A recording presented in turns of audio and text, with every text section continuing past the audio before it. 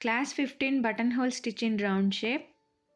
Already మనం straight లైన్స్‌గా button whole స్టిచ్‌ని నేర్చుకున్నాం కదా! రౌండ్ షేప్‌లో కూడా నేర్చుకోవాలి. ఎందుకనంటే నెక్స్ట్ క్లాసెస్‌లో మీకు ఫ్లవర్స్‌ని, లీవ్స్‌ని డిఫరెంట్ షేప్స్‌లో ఈ బటన్ హోల్ స్టిచ్‌ని యూజ్ చేస్తాం. సో, బటన్ హోల్ స్టిచ్ అంటే ఆ లాక్ రింగ్స్ అనేవి ఇక్కడ స్ట్రెయిట్‌గా స్టిచ్ చేసుకున్నాం కదా! ఇక్కడ రౌండ్ షేప్‌లో స్టిచ్ చేస్తాం. మనకి డిఫరెంట్ షేప్స్‌లో ఆ లాక్ రింగ్స్ అనేవి పర్ఫెక్ట్‌గా తీయడం అనేది వస్తే నెక్స్ట్ నేర్చుకునేవి ఈజీ అవుతాయి. సో, మీరు ఈ బేసిక్‌గా ఈ బటన్ హోల్ స్టిచ్‌ని రౌండ్ షేప్‌లో, స్ట్రెయిట్ లైన్స్‌లో ఎన్ని టైమ్స్ ప్రాక్టీస్ చేయగలిగితే అన్ని టైమ్స్ ప్రాక్టీస్ చేయండి. ఆ లాక్ రింగ్స్ అనేవి కరెక్ట్‌గా మనకు కావాల్సిన షేప్‌లో టైట్‌గా వచ్చేటట్టు నేర్చుకుంటే మిగతా లోడ్ స్టిచ్చు, ఫెదర్ స్టిచ్ ఇవన్నీ చాలా చాలా ఈజీగా చేసుకోగలుగుతారు. చాలా స్టిచెస్‌కి ఇది బేసిక్ స్టిచ్ అనమాట. సో, బాగా నేర్చుకోండి. ఎంత ప్రాక్టీస్ చేయగలిగితే అంత ప్రాక్టీస్ చేయండి. సో, మనకి లాక్ రింగ్స్ ఎక్కడ కావాలి అని అనుకుంటే మన స్టార్టింగ్ పాయింట్ అనేది అక్కడ తీసుకోవాలని చెప్పాను కదా! ఇక్కడ మనకి మధ్యలో రౌండ్ షేప్ మీద లాక్ రింగ్స్ అనేవి రావాలి. సో, నేను రౌండ్ షేప్ మీద స్టార్ట్ చేస్తున్నాను. ఇక్కడ స్టార్ట్ చేశాను రౌండ్ షేప్ మీద ముందుకు వెళ్ళాను.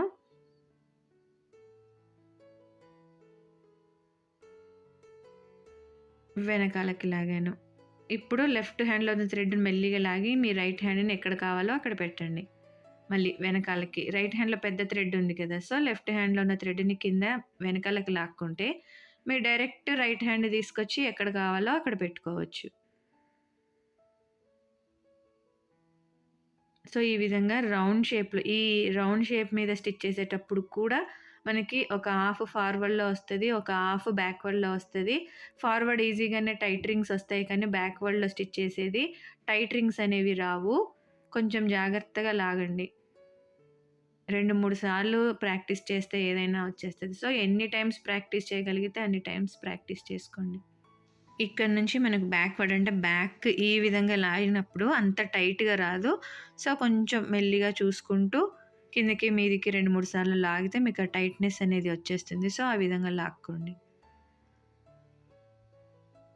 ఎక్కడ కావాలో అక్కడే నీడిల్ అనేది దింపుకోవాలి. ఇది వితౌట్ సపోర్ట్ రింగ్ అంటే అంత గ్యాప్ ఏమీ ఉండదు కదా! స్ట్రెయిట్ లైన్స్‌గా పెద్ద స్పేస్ ఎక్కువ ఉన్నప్పుడు మనకి మధ్యలో లైన్‌కి గ్యాప్ ఉంటది కానీ దగ్గరగా ఉన్న డిజైన్స్‌లో ఎక్కువ గ్యాప్ అనేది ఏమీ ఉండదు. ఇది వితౌట్ సపోర్ట్ రింగ్‌తో వేసేసుకుంటున్నాం మనం. డబుల్ బటన్ హోల్ స్టిచ్‌లో మనకి విత్ సపోర్ట్ రింగ్స్‌తో వస్తుంది. సో, స్పేస్‌ని బట్టి అంటే గ్యాప్‌ని బట్టి మనకి వితౌట్ సపోర్ట్ రింగా అనేది డిసైడ్ చేసుకోవాలి. రింగ్స్ అనేవి అంటే మనకి వర్క్ అనేది టైట్‌గా వచ్చేటట్టు చూసుకోండి సరిపోతుంది అంతే. కాడ స్టిచ్ బాగా వచ్చేస్తే ఇవన్నీ ఈజీగా వస్తది. సో, బేసిక్ బాగా నేర్చుకోండి. వర్క్ అనేది ఈజీగా చేసుకోగలుగుతారు. ఎండ్ పాయింట్‌కి రీచ్ అవ్వగానే నేనిక్కడ ఎండ్ నాట్ అనేది వేసేస్తున్నాను. చూడండి మధ్యలో వేసిన రౌండ్ షేప్ అంతా ఆ టైట్ రింగ్స్ అన్నీ ఒకేలాగా వచ్చేట్టు చూసుకోవాలి. సో, ఈ విధంగా మనం బటన్ హోల్ స్టిచ్‌ని రౌండ్ షేప్‌లో స్టిచ్ చేసుకోవడం. ఇది వస్తే మిగతా ఏ షేప్ అయినా మీరు స్టిచ్ చేసే కెపాసిటీ వచ్చేస్తుంది.